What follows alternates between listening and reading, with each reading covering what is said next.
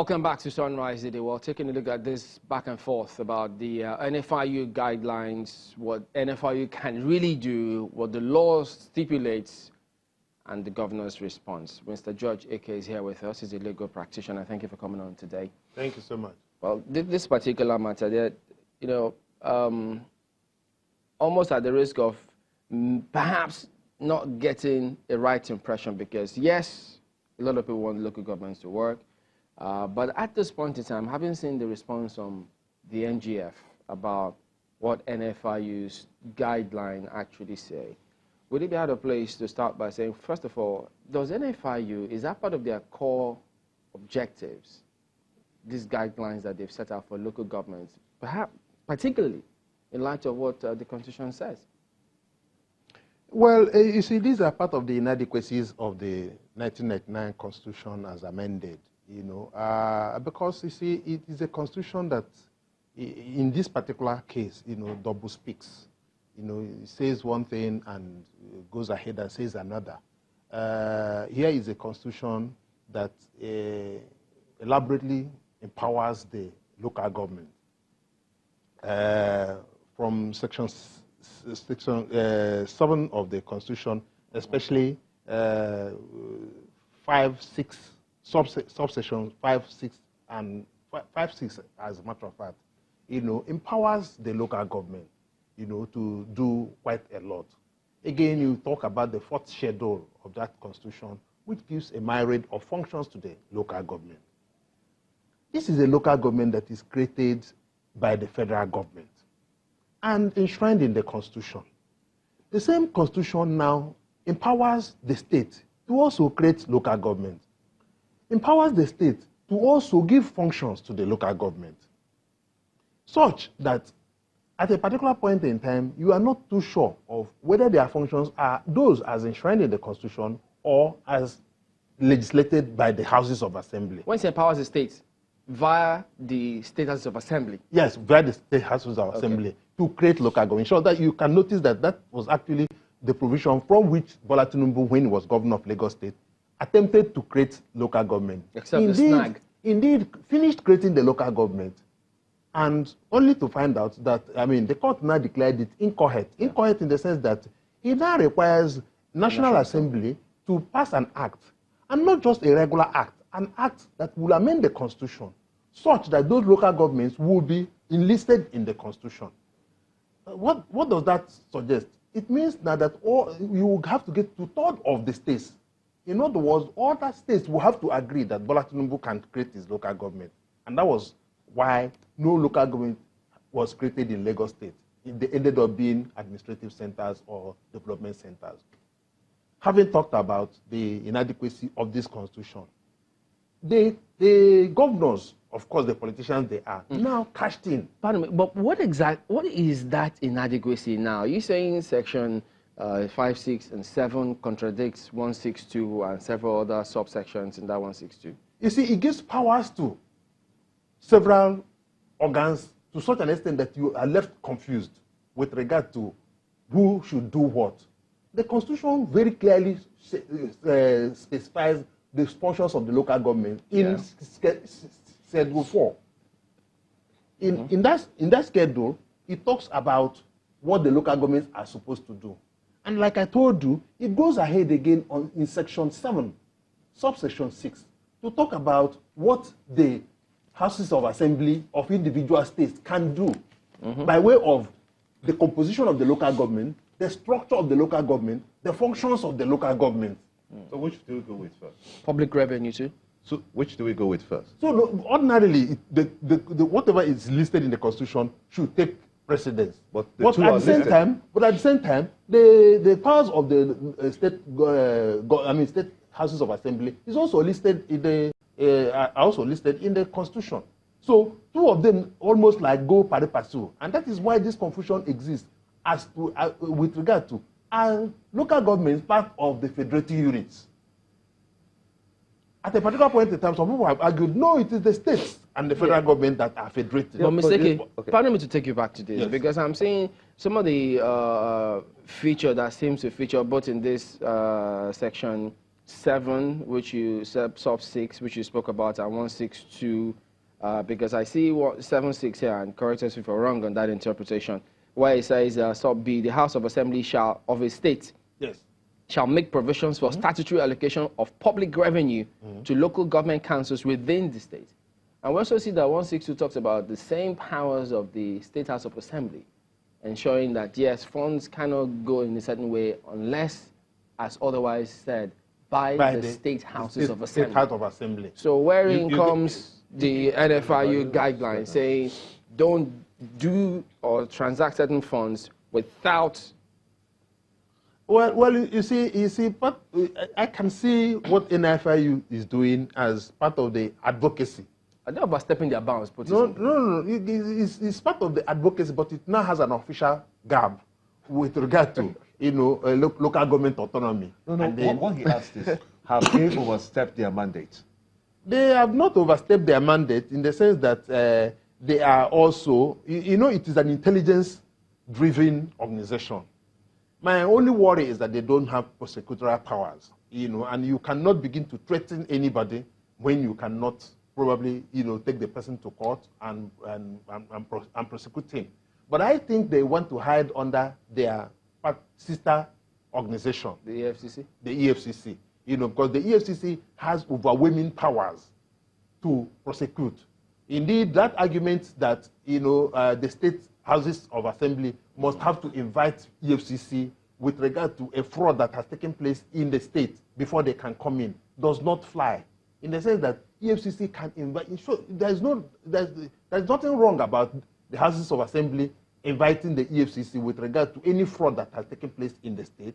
But over and above that, EFCC can so moto on their own investigate any state government, but their funding and their spending. Because many, if they interpret the NFI, they talk about terrorism financing to ensure that things don't go all right, people funding terrorism. But isn't that completely different scenario when it comes to funding the local government and then performing their functions? It's actually not in tandem with, the argument on funding local government, because it takes it to another level. Funding terrorism is not something we have associated for now with the local government.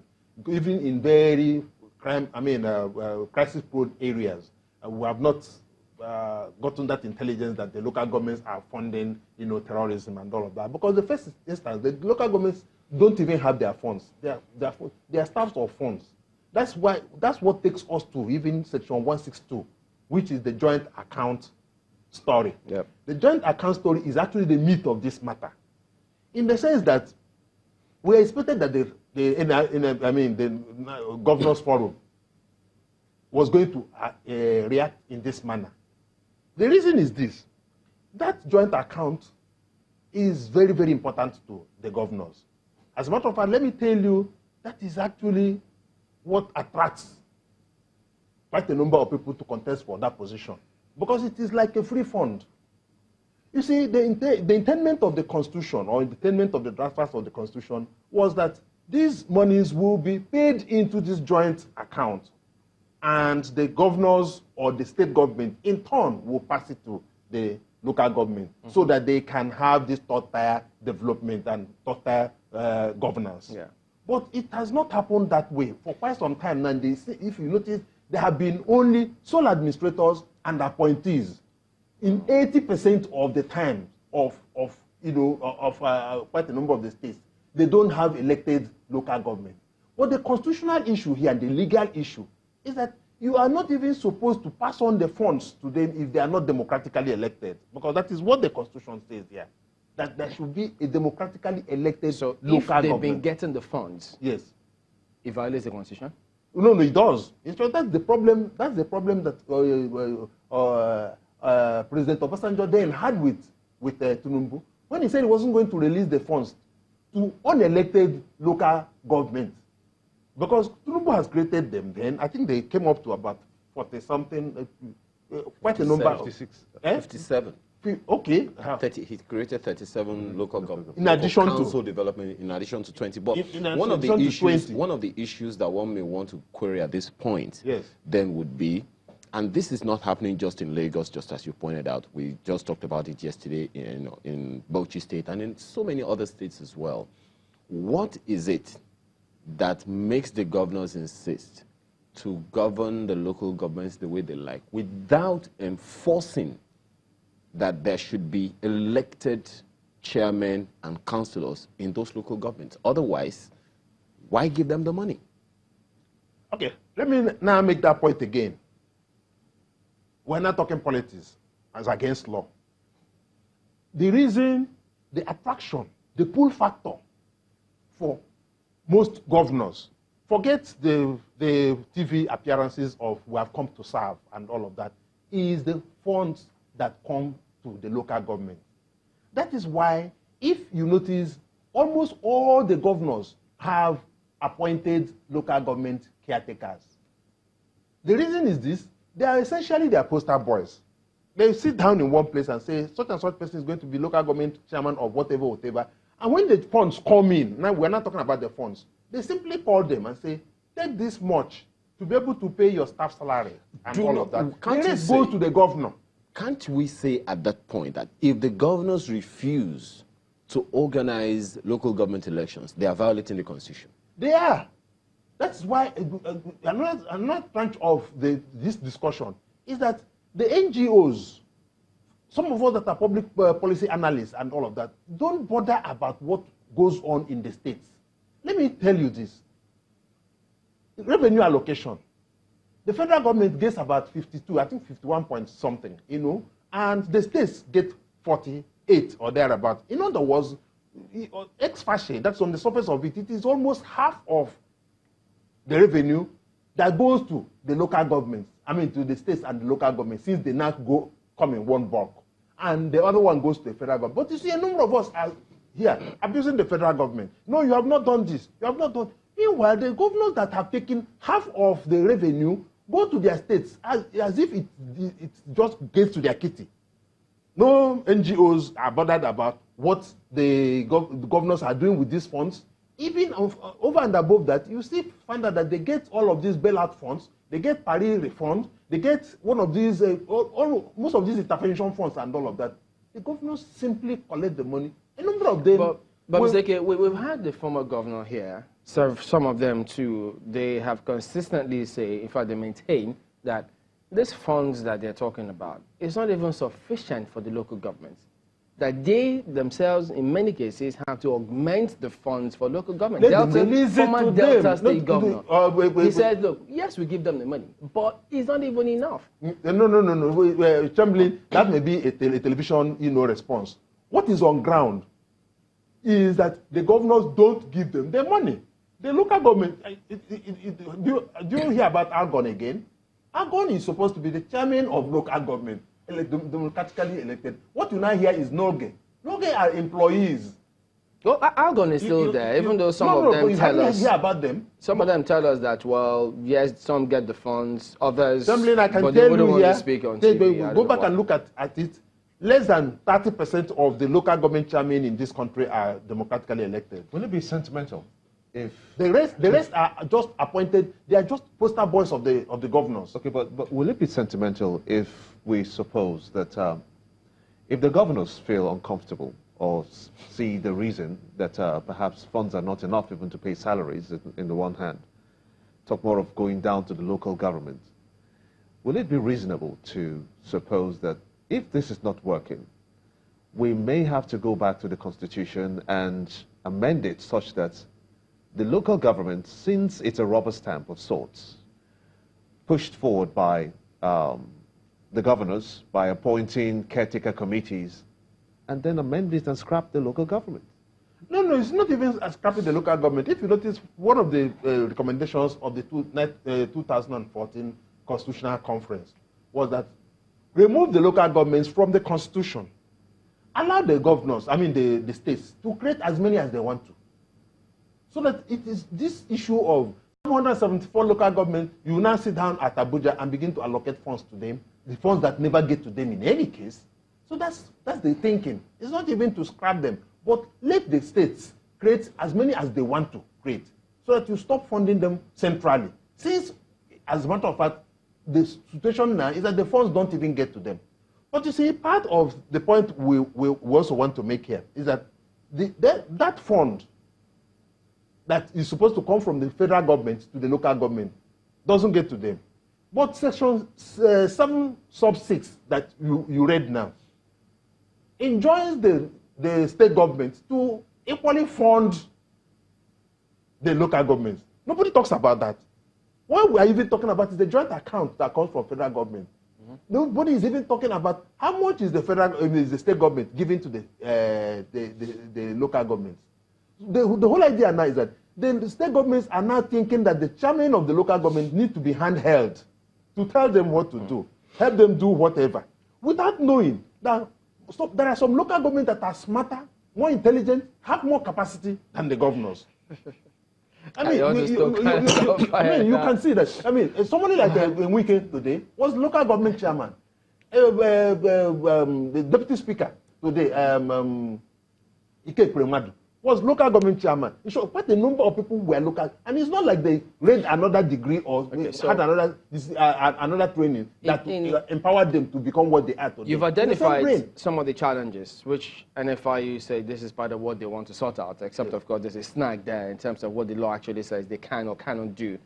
But from your professional perspective, legal perspective, how many tiers of government do we have in this country? We have 3. 3? Yeah.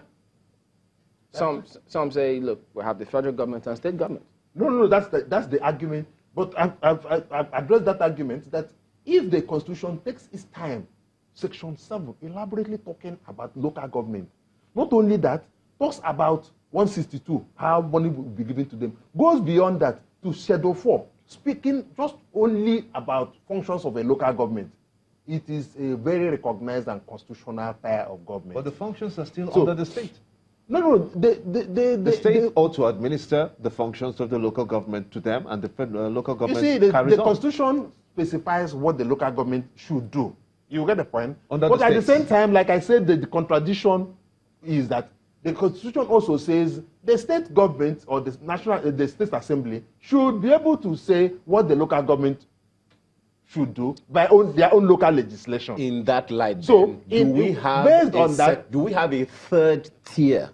In that light, in the light of what you just said now, yes. Since the state government is the one supervising it, do we have a legitimate third tier of government in its true sense? Yeah, sure, we do, constitutionally speaking. But in practice, we probably don't. No. Let's get this further. No. Constitutionally speaking, it is. The Constitution makes provisions for the president and the legislature, the state governor and the legislature, in that order in the Constitution. I'm sure you are very well aware of. But there is no such place where there is a chairman of a local government and councillors in that order. The Constitution may probably not have gotten to the nitty-gritty of what constitutes a local government. Doesn't that then, validate what some governors are saying, that, look, the local government is our administrative office. It's not supposed to be independent. No. The governors are totally wrong if they think that way. First and foremost, they would have been. It runs against the dictates of the Constitution. It throws a lot of violence on the Constitution. Like I've told you, the Constitution is replete with references and the powers of the local government. So if anybody who has sworn to uphold the Constitution now says that the Constitution couldn't have been joking when they were talking about those. So that makes the Constitution, the local government, the third tier of government.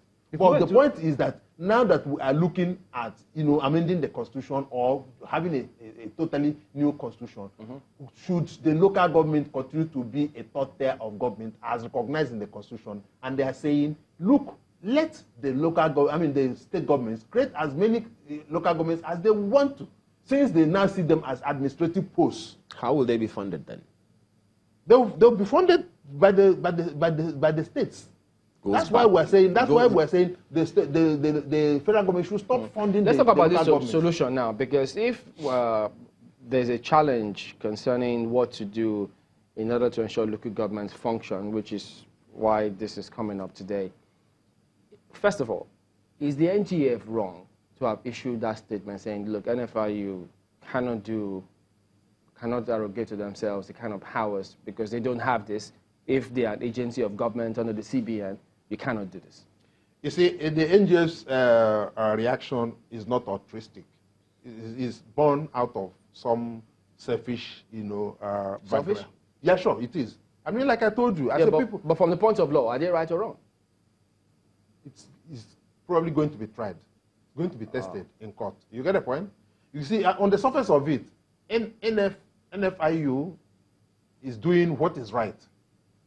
But whether what they are saying has a constitutional backing.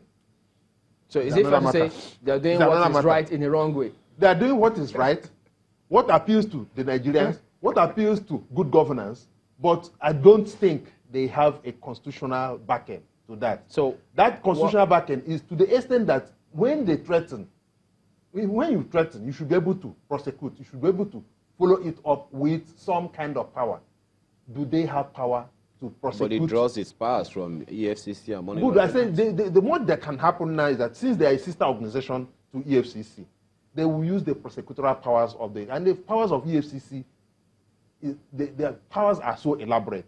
Even though they used to be under the EFCC, but now that they've been separated, can they still be drawing under those powers? The job is that of intelligence. Mm-hmm. They pick up the intelligence, and EFCC works with intelligence. Anybody who gives EFCC intelligence, they work with it.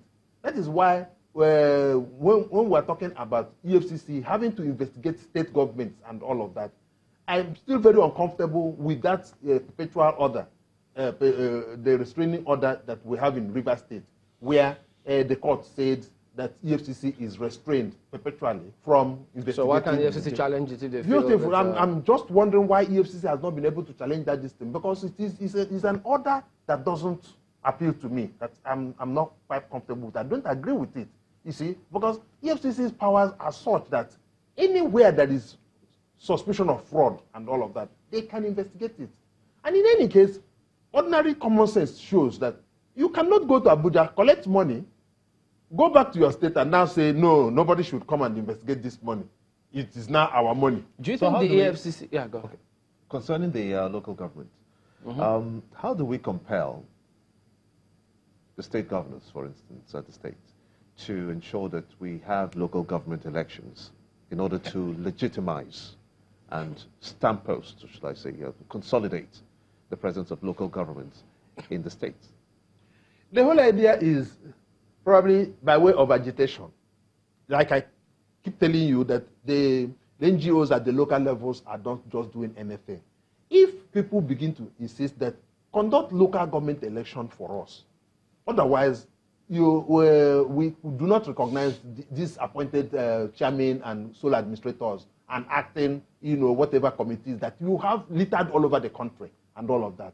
It is by way of agitation. Another way is the way Obasanjo did it at that point in time. I'm not going to disburse money to these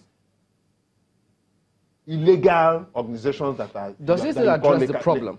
Does it address the challenge? Because don't forget, when we say conduct local government elections, and for those, according from history, even recent history, when they do eventually conduct these local government elections, we all still see the same party wins 100% of the seats.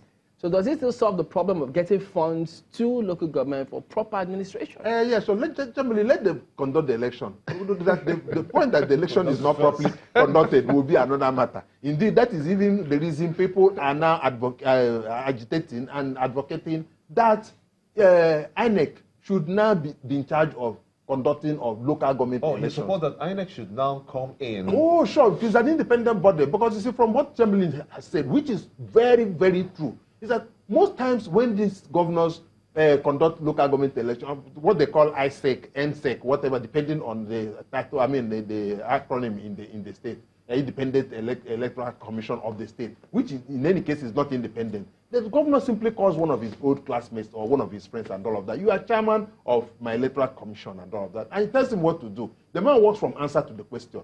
And oftentimes, you have a clean sweep. No matter how popular you are contesting under a government. All politicians always want to win. A government that is on the other party and all of that. You fail, because you will definitely fail. So oftentimes they get 100% of the chairman, and maybe allow you a few councillors to look like you know, there is a semblance of, you know, fairness. So you Not leave transparency. us. What other time, guys? Mr. the reality of Thank the you very time. much indeed for coming on this morning.